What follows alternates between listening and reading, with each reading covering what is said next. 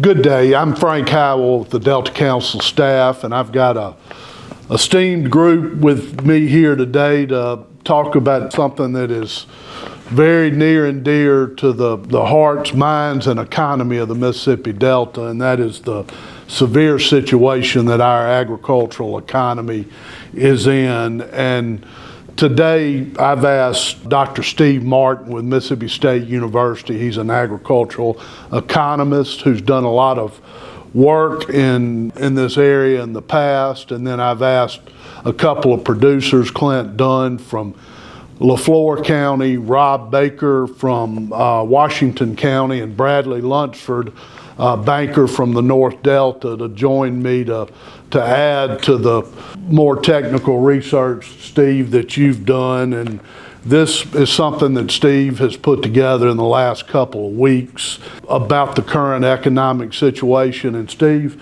I'm just going to kind of ask you to give us an overview of what your scholarship has found. Well, it's kind of a continuation of last year. We worked on some of this, and of course we hoped coming into 2025 that we'd have a little better situation, but unfortunately we haven't. So what we've seen is costs have continued to increase. Variable costs maybe a little steady if you want to describe it that way, but fixed costs increased over last year. And then our commodity prices have just continued to go down. So it's created a pretty good gap between producer returns and what they're spending to produce, to farm. Steve, this paper did an analysis on the four major crops grown in the Delta: soybeans, corn, cotton, and rice. Tell us what it shows.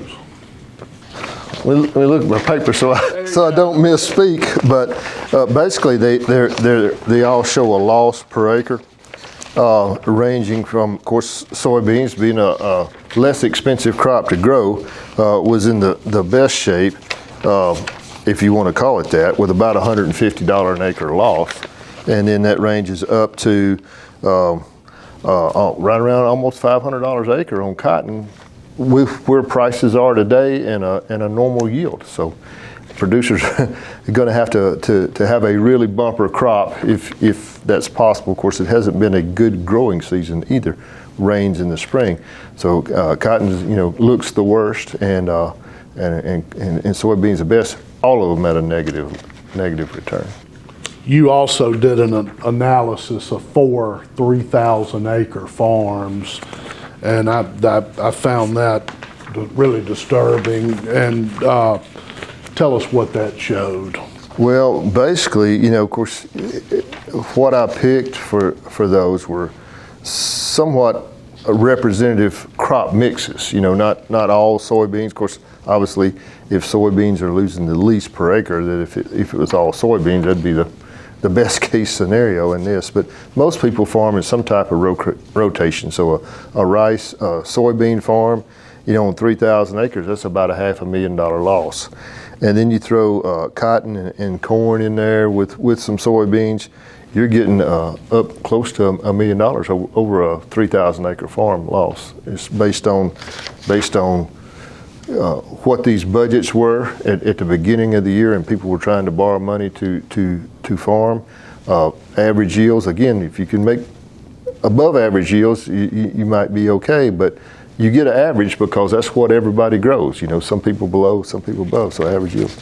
So it's not a very encouraging situation right now, on top of last year, which was not good, and even the year before was pretty tight. Well, and you have an analysis of the last few years, and it struck me that all 4 of those major crops are negative the last 3 years, including 25, 24, and 23. And that goes back to farmers' equity situation. I've been trying to teach my kids about money compounding. Well, we're looking at a situation where losses are compounding, and that's a bad place to be. That's right. It's the toughest it's been at least in 25 years. Early 2000s were pretty hard. People talk about the farm crisis of the 80s. I got a little gray hair, but I'm almost too young to remember that. I've heard about it, but early 2000s were pretty tough, and but it hasn't been this bad in 20 years for sure. And I think this is eclipsing the early 2000s at this point. I'm going to turn over to our farmers and lenders here.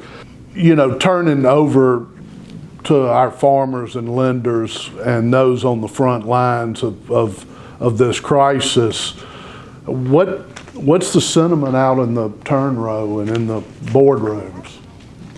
I think people, you know, every year at harvest, up until harvest, people kind of have a false sense of security that everything's going to be okay with the big number in the yield column. And as we get into harvest, even if you're hitting a big yield number, you're still not making money. You can make a big crop and still, at best, break even. And if you mess around and make a small crop, you're in trouble. I mean, there's just not enough money there, price-wise, to pay the bills that we've accumulated throughout the year. And I don't know how some people are going to make it through this year if something isn't done.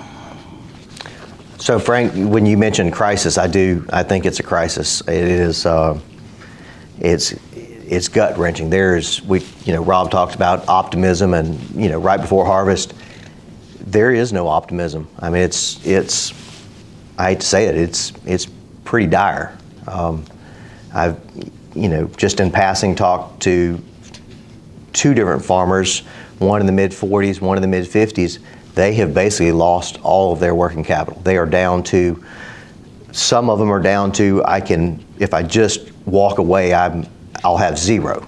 But what's a 50-year-old guy with no specific work experience, what's he supposed to do? In Leflore County, most people were affected by the express grain debacle. So if you did have carryover, if you had some debt, I don't know, Steve, if your analysis has a debt service in there, but throw that on to an already big lift, that's tough. That's really tough. And that was back during a time when they could tread water. Correct. And they lost a lot of ground. Correct. And that area, we're seeing it all over the place, but that Sure. area's seen more bankruptcies than any other Yes, area. and I think more to come.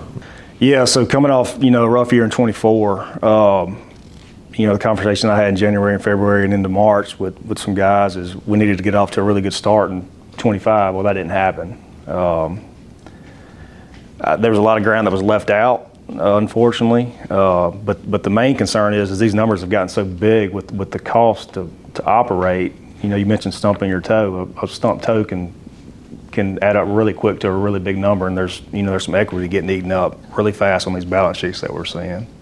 But there's going to be some tough decisions made this year by a lot of people on whether or not they want to continue to fight this thing and put their balance sheet at risk, like you were mentioning earlier. But we got to have a big yield just to minimize the damage at this point is where we're going. And that affects so many more people. I mean, the landowners, the people that either they may or may not live here, they may be elderly they've kept their land and they rent it out to farmers, and so it's not just farmers who are affected. It's the landowners, it's the elevators, it's the gins, it's everywhere, the fertilizer and chemical providers. Yeah, we actually rode around the other day and just were paying attention to businesses directly affected by farmers, and I mean it's basically our entire town, so and surrounding area. So it's not just the farmer. I mean it's going to directly affect the community in a negative way, for sure.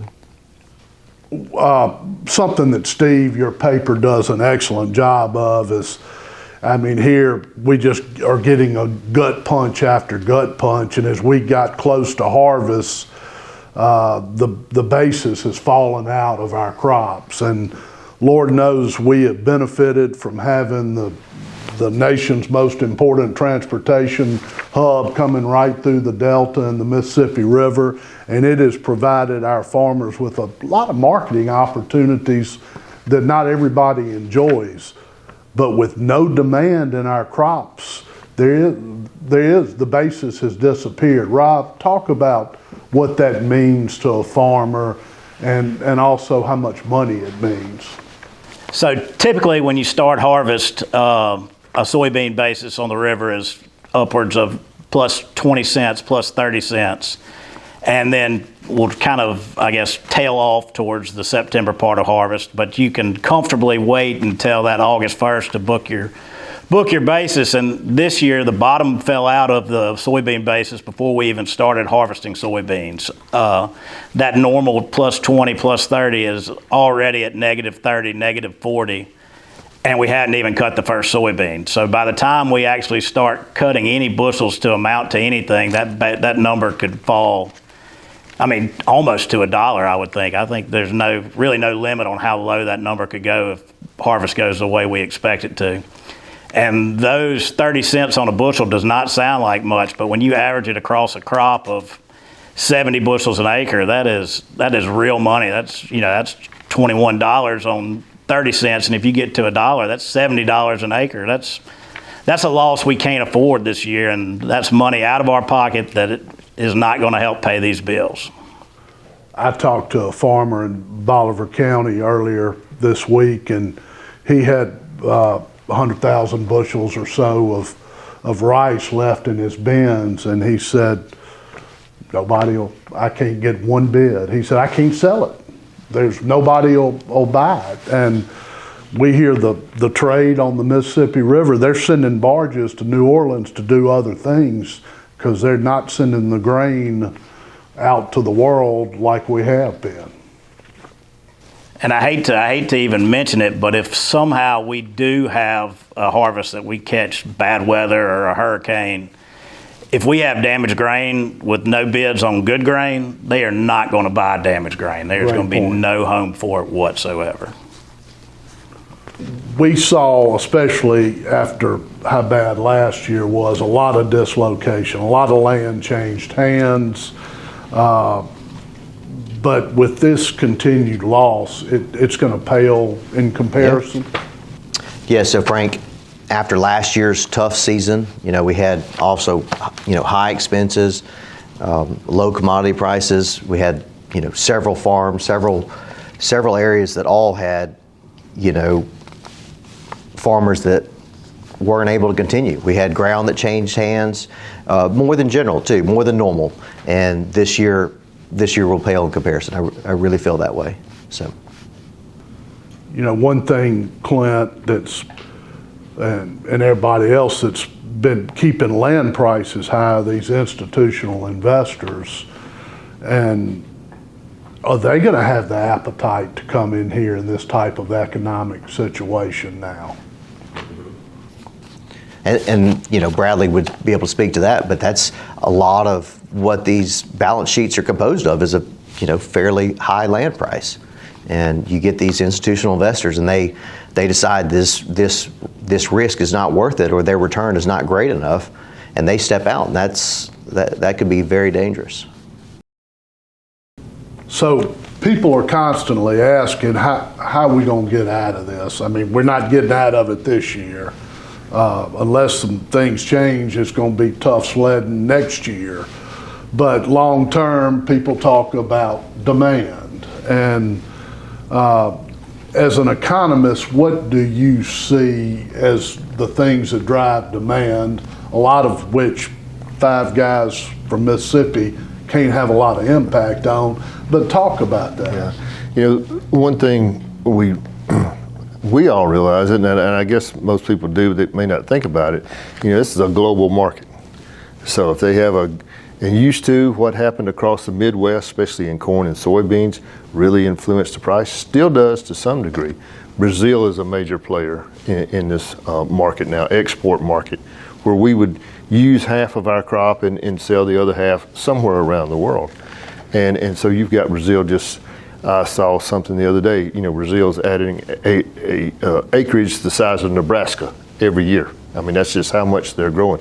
When you think about that in terms of corn or soybeans, big increases. And so, the world right now is awash with grain and cotton to some degree because of policies in China and as well as the grain market. Rice the same way. We typically send most of that to South America, but there's other people trying to sell into those markets right now as well.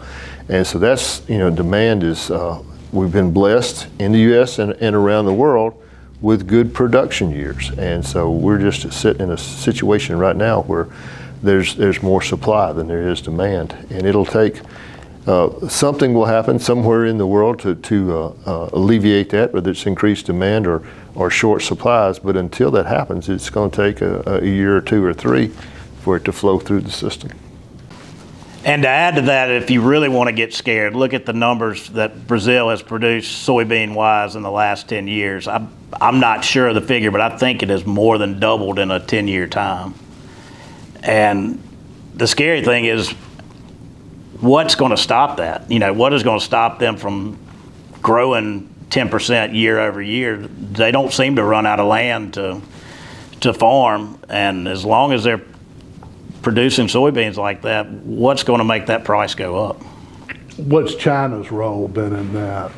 China is steadily pumping money into Brazil's infrastructure, whether it be ports or railroads or even helping them build out, facilities to take in the grain. It's just really, And they're not doing that out of the goodness of their heart. they're doing that so they don't have to be relying on. They have options.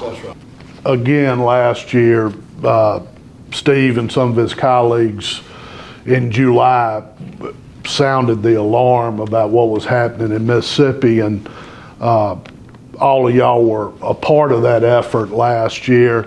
Clint, you were up on the Hill up in the fall and even into the winter time, and we really got traction.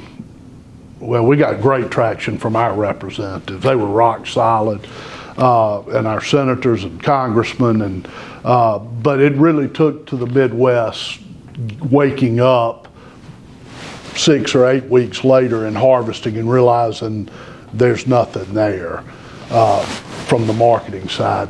Do you think that's going to be the case this year? Well, first of all, I want to thank Mississippi State for all their hard work and their scholarship.